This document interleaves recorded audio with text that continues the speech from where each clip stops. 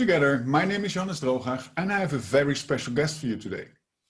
Edwin Diender, Chief Digital Transformation Officer at Huawei, working at the moment from Bangkok, and we're going to have a great conversation about connectivity, about opportunities, and when you know me, also about cybersecurity.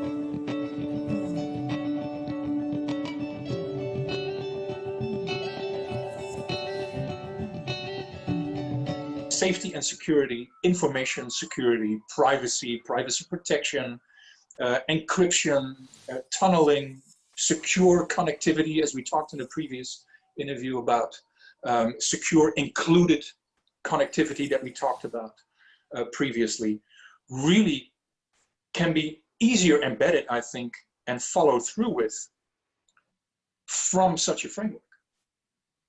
And that makes it by itself as well included. That's a, yes. Yeah, it's a universal inclusive framework for intelligent city construction. I found a new hook. We just keep relabeling all the tech building blocks in these sessions. Yeah. What I really appreciate. But I think you get the point. I think you get the point about the meaning and the thinking behind it, right? And I think you get the point about the baseline and what started the thinking of all of this. But if you look at our solutions, for the different industry domains, all these solutions are built with this in mind, are built from this principle of this framework. Even if we didn't even know about it, it is connected with it. The mobile broadband infrastructure that links us all, doesn't matter what logo that network carries, is already there and it bridges us, right? Wherever I am in the world, I can send you a message and you can reply the moment you receive it. You can even choose not to.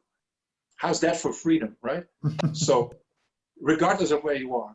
So it is another form of an example of a framework that's horizontal. It's all around us already, and we can just leverage it.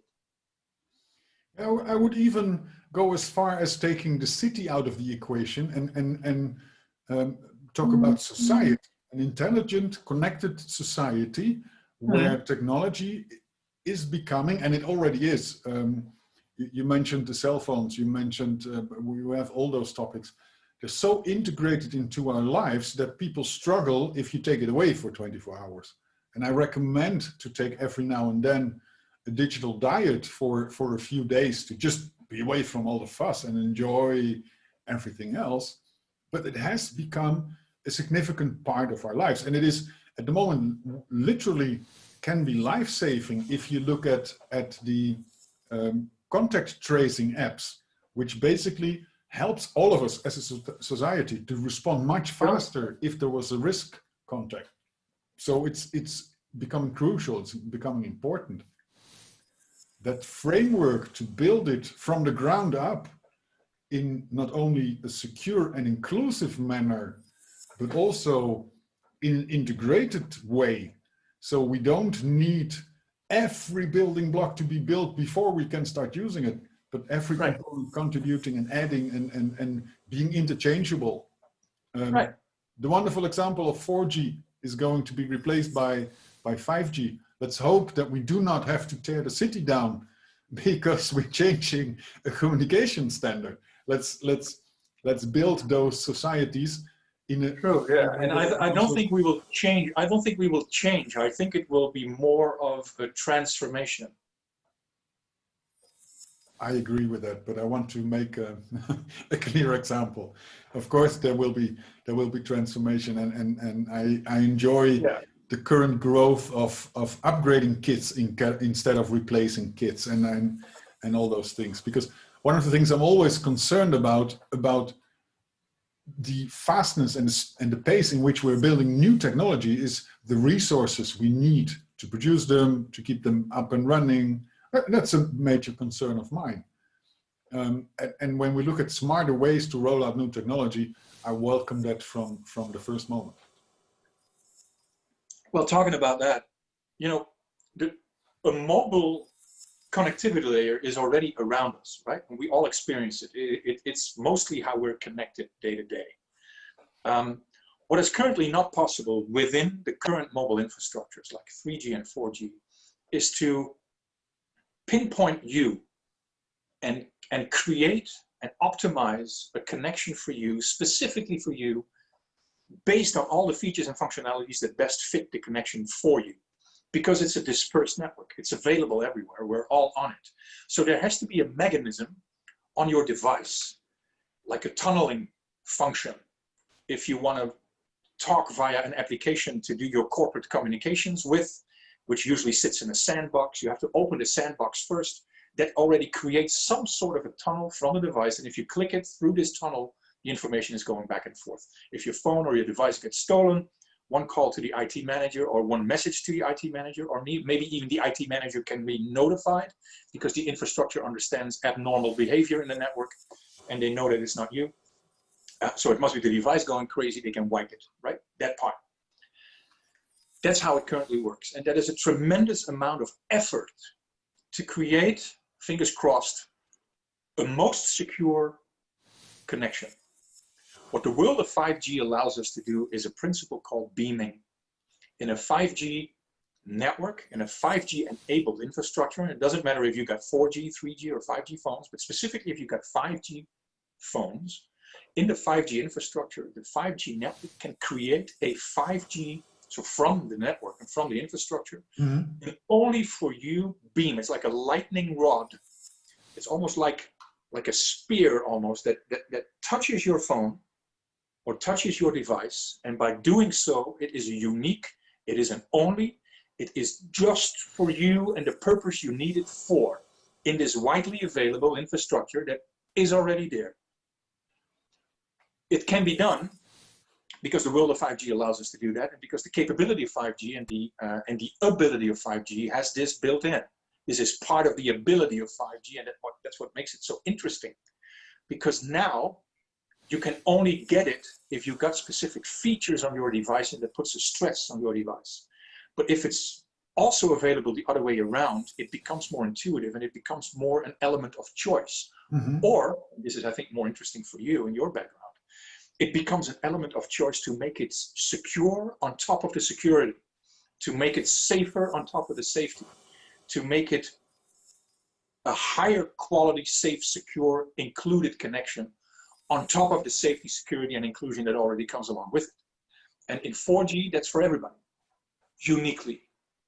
In 5G, that is only uniquely. So it becomes interpersonal almost. It doesn't become from one device to another device, but it becomes inter-device. From all devices to one antenna uniquely for separately each device on its own, by itself, for itself, making it more reliable, making it more secure, making it more, giving it a higher quality.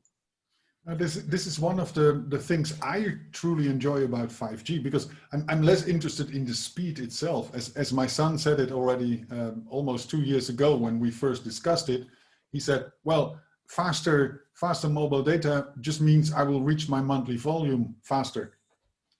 So the speed itself is not only the thing. What I like and appreciate about 5G is that it makes very clear what the difference is between securing my communication and having secure communication. And 5G gives a full set of security features within the communication infrastructure, which I, on other technologies, have to put on top of my infrastructure and devices, etc. And that brings us back to what I pointed out about blockchain and the part I enjoy about blockchain, that the security and the encryption is a part of the information and no longer just a layer on top of that information. And 5G with beaming and other features can create that same level of integrated security. And I'm looking forward to that, because what I also believe is that will only be reaching its true value when we actually have a very widespread rollout of 5G technology. True, very true. Edwin, I have another question for you. We speak so much about tech. We speak so much about all the features and the details and the specifications and the desire and the needs. What if, I heard a rumor that there are people in the world who are not that interested in technology and features, etc. I don't know any people like that, but I've heard that rumor. of course, there are many people who just want to use technology and don't even want to understand, and that's great. But when I want to live in an intelligent city, do I then have to be tech savvy? Do I have to understand all those technical things before I can actually be an integrated member of that society? I'd say that's 3 in 1. So let's start with the last one, before you would be able to. I think you already live in an intelligent society. So that comes to the second part, which is, do you have to be tech savvy for it? That depends on the role you would like to have within such a digital society. Would you like to be part of it as a participant? Would you like to be part of it as an influencer? Would you like to be part of it as a controller, or not?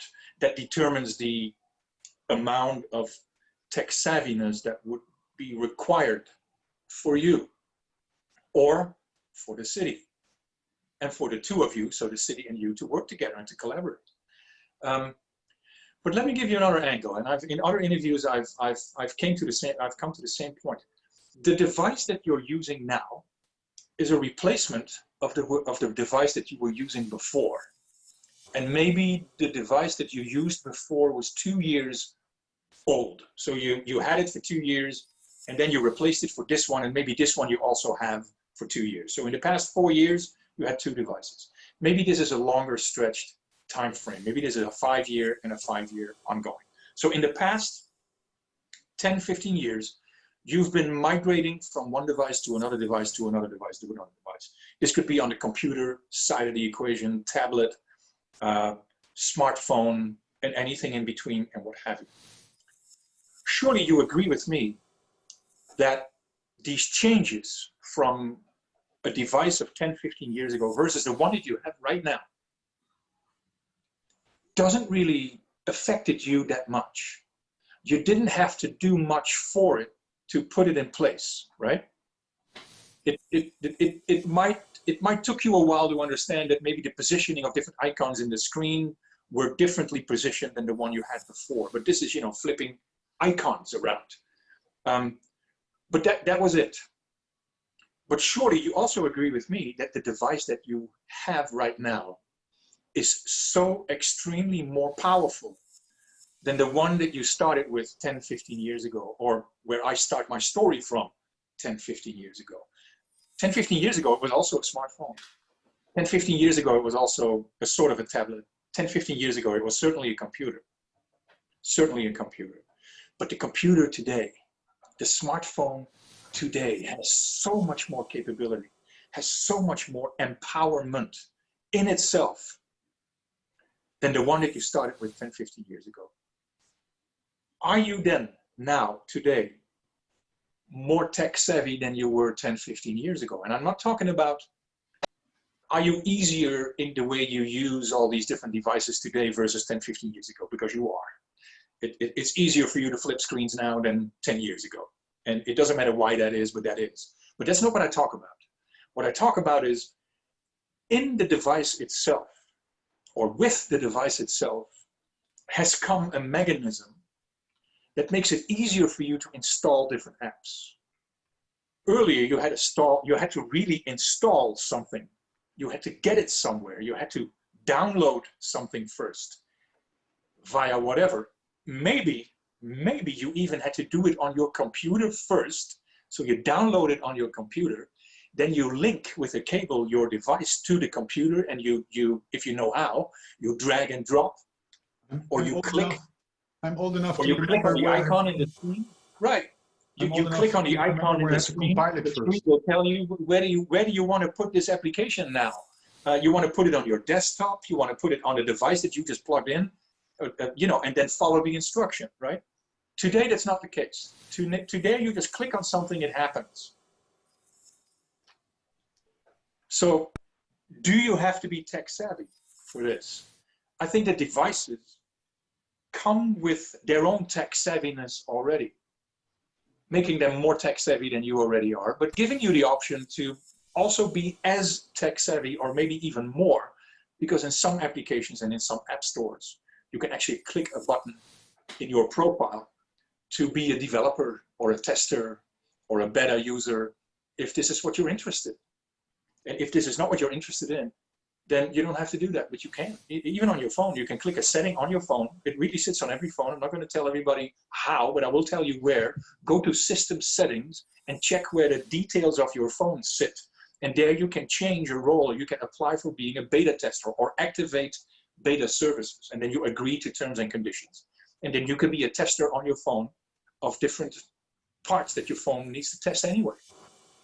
Because that's how the world of developing and that's how the world of smartphone makers work. So have to be tech savvy, depends on the role you choose.